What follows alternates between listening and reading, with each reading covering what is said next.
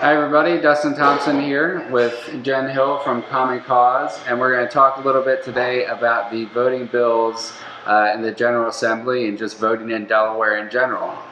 Jen, thanks for coming out. We're here at Legal Grounds in Ellesmere, by the way. If you never came here, this place is hopping. So why don't we start off with probably one of the more controversial of the three bills that are in right now, talking about the same-day registration. Right. So there's a lot of talk that Delaware has to worry about, rampant voter fraud if we were to do same-day registration. But you and I have been talking, and you told me about this, that essentially we have one of the best protections against that already in place, right? Right. Yes. Delaware has been a part of the electronic Registration Information Center since 2012. In fact, Delaware was one of 7 states that helped start it. It's supported by the Pew Charitable Trust as well. But what it is it's a data cleaning warehouse for the states. And they will go through the data and send out information and check it against various records. And I believe it was in 2017, Eric was able to get Social Security data records. So it's very thorough. It uses... And Eric isn't a person, it's an acronym. Yeah, for the Electronic Registration Information Center. Yeah, the first time you said it, I'm like, who's Eric? Who is Eric? Yeah. Well, Eric is it's the center. So, so Delaware's been a part of it, like I said, since 2012, and they've had access to Social Security information. And we also send our DMV information as well.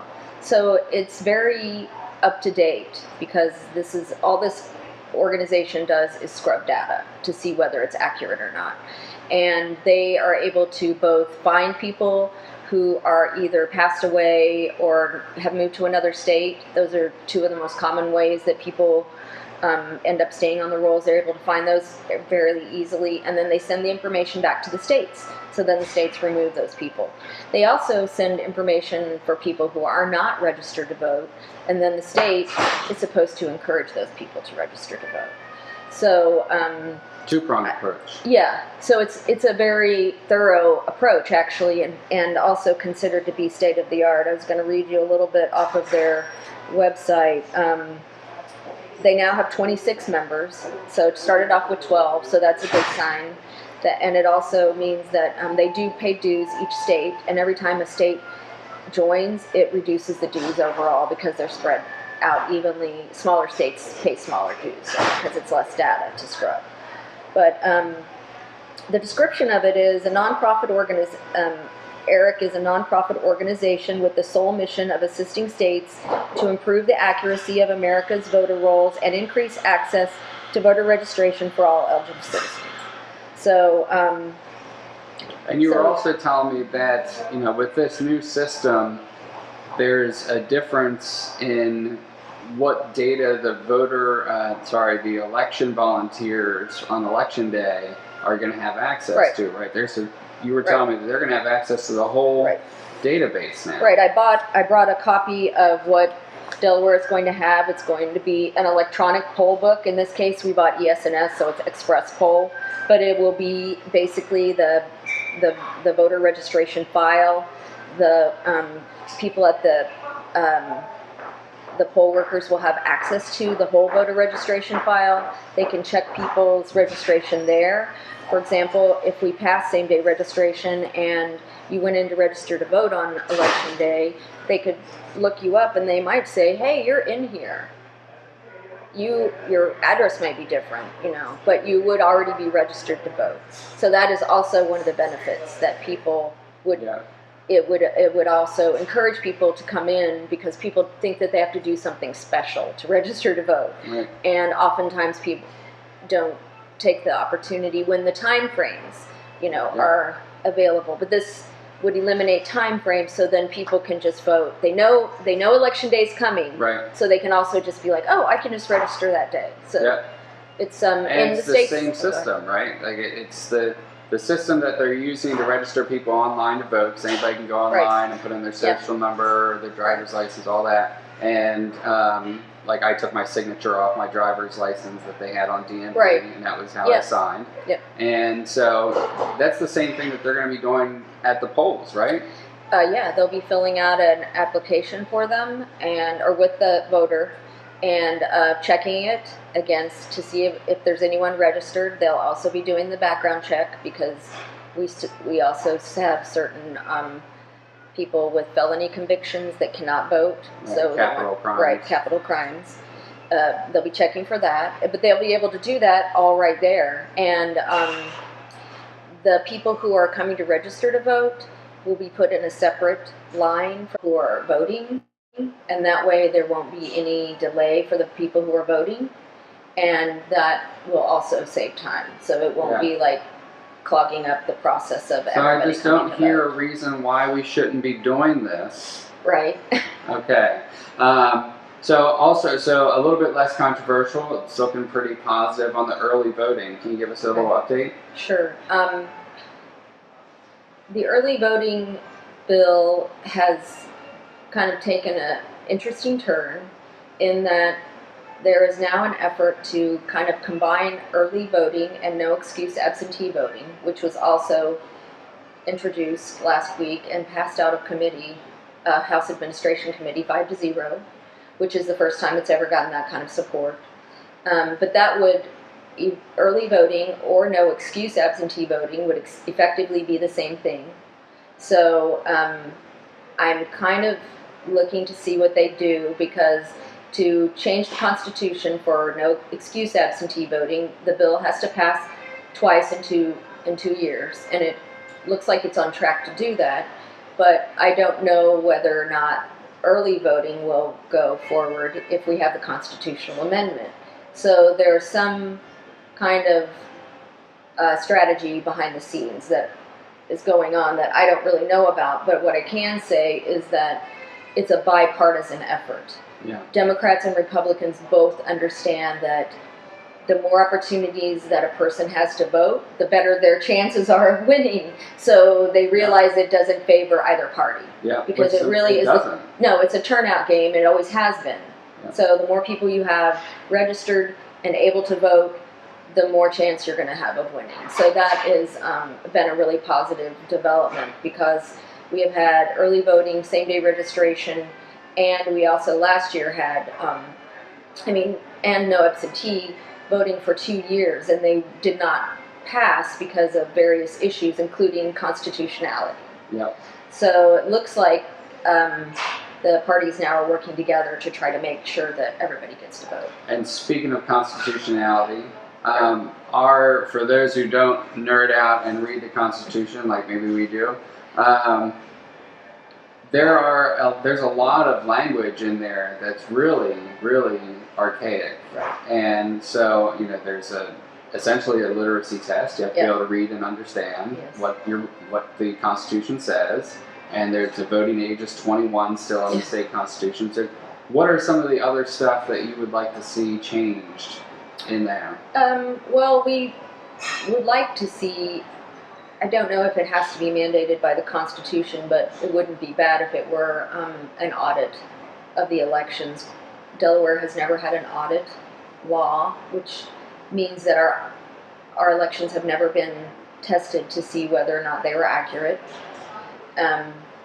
The machines that Delaware had been using since 1996 are not auditable, because they have no paper trail that can be counted by and voter intent noted. We do have absentee ballots in Delaware, and those are what have been used in the case of a close contest and a recount. And so we need some type of audit law. The current system is inauditable, and the new system that we're buying, which I'll show you a picture of that as well. This is the Express Vote XL. This will be the new voting machine. But it's very similar to the old machine in that it stores the vote inside of the machine, which then has to be uploaded. And that is not auditable by hand. For example, when you if you were to use the paper that they put into the machine, it has a barcode and it has language on it. So humans can't decipher barcodes, so therefore a human can't read the ballot that this machine will print. So we're basically in the same situation we were prior to that. Some people might argue that you can count these paper ballots that come out of this machine, but they're really not even paper ballots. Even the vendor calls them vote selection cards. So they're not, so they're really just a record of the barcode that is printed. And we don't know whether that is actually the vote selection or not. There's no way to determine that. So if they were to hand count these pieces of paper, they actually had these at the state party convention. Right. And so if they were to count the votes, say like the example was the choices we had in 2016. So if they were looking at, how many had written on there Hillary Clinton, or how many had written on there Donald Trump, are they like hand counting the language, or would they be trying to hand count the barcode, which we don't know if the barcode's even accurate? Like, we don't know. We don't have an audit bill, so we don't have any standard. What do it even look like? Right. Gotcha. We don't have any standards yet. Although I was at a conference in DC, and this principles and practices for post-election tabulation audits with the Electronic Verification Network, and that has some of the most premier experts in computer technology as it relates to voting. Andrew Appel from Princeton and others are some of their supporters. And so there is language, and I have given it to at least some of the people at the Department of Elections, but we have no bill, and as of right now, no way to know what their plan is. For example, if the machine just printed out a sheet of paper that had a person's name and then a block by it, and it could be scanned by a regular optical scanner, that might actually suffice to be counted as human readable. But once you add the barcode, that removes the human readable ability, and that is the basis of a true audit. Gotcha. So when you take away the barcode, then it's actually more positive, but it still has to be verified by some other system, because these are just printouts from a machine. And basically this is like when you would go to your store, this is like your cash register is. Because if you think about it, you walk up to the person, you hand them something, they enter it, they scan it, goes through a scanner, and then at the end they print out a receipt. Well, basically that's what you're doing, only you're not pressing the button at the store, and you are pressing the button when you go to vote. So you go to the machine, you press the button, it scans something, then it prints something out. Now, you don't get to touch it in Delaware. You'll never get to touch the ballot and see it to whether or not to check it by hand, which would also be a safety feature for the voter, because the voter might then actually notice something. But in our case, the vote selection card will always be behind paper. I mean, behind a piece of plexiglass that you can't ever touch it. So we believe that there are going to be issues over the long run. In the state of Georgia, there's a group of lawyers who are actually suing based on the fact that this system is unconstitutional because it cannot be audited by it doesn't have human readable marks that can be audited. And I suppose in their state constitution, you said Georgia, they had an audit. They have an audit yes. in there. Gotcha. Yeah. So in other places, yeah. I mean, so that's one thing we're extremely behind on here. Yeah. I mean, data transparency, particularly in something as important as an election, in the criminal justice reforms that we're doing, data transparency is huge. Right. It should be in elections as well. Well, it should be in elections. It should have been this situation with having machines that are not auditable, and we can't even tell the voter's intent, has been untenable, and really people should be concerned about whether or not the elections were accurate, especially in close contests, because we have nothing now left from all of those years of using the machines. There are no records other than what the election officials uploaded to the little. They had a thing that was like it would be a flash drive now, but it wasn't. It was like an uploading thing that you put like in a Sega Genesis or in a cartridge. Yeah, they were cartridges, and you would take it to a central location, and then you would put that cartridge in another reader, and that is how our elections were being counted. So yeah, it's very frightening. Some 8-track technology. Yeah, I was like, it's more like Sega Genesis because it was actually, but this technology was created in the 1980s. Wow. So now we're using something that's similar because when this vote selection card is read by the machine, it then stores the vote internally, and then that is what gets uploaded. So the card is not what gets counted. Right. It's the machine is still counting whatever button you push. Right. So we're really not in any better situation. And then those totals will be loaded onto a flash drive, which will be taken to a central location where they will be all aggregated, and that's how that works by the computer. So. Right on.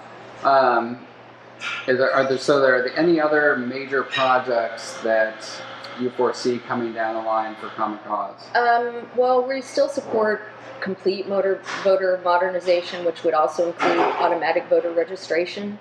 Delaware has been really resistant to that. They say that it would cost money to change the coding at the DMV. In addition to that, there's a concern because we have closed primaries that we would have a lot more independent voters because people would not want to later go add their party where they can just be independent. And because currently you choose the party when you're at the DMV. So, but we believe that to really get people who are currently not participating, that automatic voter registration is the way to do it. I mean, Oregon, between automatic voter registration and the mail-in voting, I mean, their turnout is higher than anybody else in the country. Yeah, and they attribute that a lot to the automatic registration. Yeah, and I've suggested that to both Elaine Manlove, and she has rejected it on a number of occasions, and I've suggested getting the data from how we do register people currently, because currently we use the DMV primarily, but you're also supposed to be registered if you touch the DOL or the Department of Health and Social Services. They're supposed to be registering people as well because there's a lot of unregistered people who are either looking for work or need services.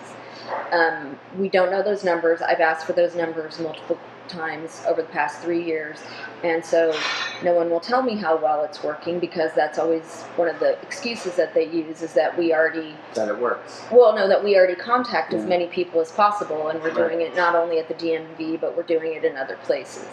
So it's working as well as it's working, but we still don't have 100% of the people registered. And we don't really know how well it's working. I mean, that's what possibly somebody knows. I mean, we only know by the numbers we have is what I'm saying. It's working this well is what I'm saying. So it is working to an extent. But what about the gap between, what do we have, like 65% registration right now? Something like that. But what about that and up to 100? I mean, I think it'd be great if we hit 80, 90%. I mean, I don't think anyone would, you know what I mean, be upset about that. So that's another thing that we're hoping comes up because, at the beginning of the legislative year, Governor Carney did endorse a package of reforms that were similar to H.R. 1 in the federal, in the Congress. So we're hoping that there's some momentum behind that, and that the Delaware continues to be better than we were, and even some gradual steps would make a big improvement over what we have now. Yes.